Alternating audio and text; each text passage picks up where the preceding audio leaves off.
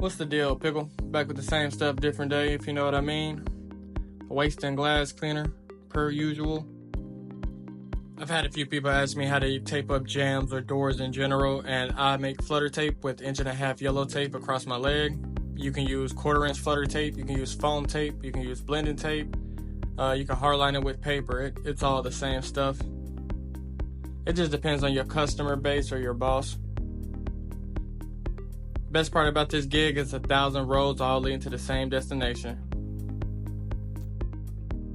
I'm knocking out some gunmetal gray with my SolidJet 5500 today and my lumaiii sunpro light.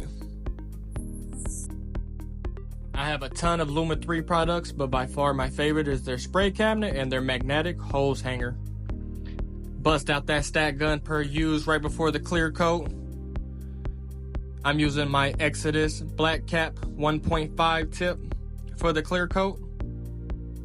It's also a lumaiii product. You gotta check them out. Look how flat that finish came out.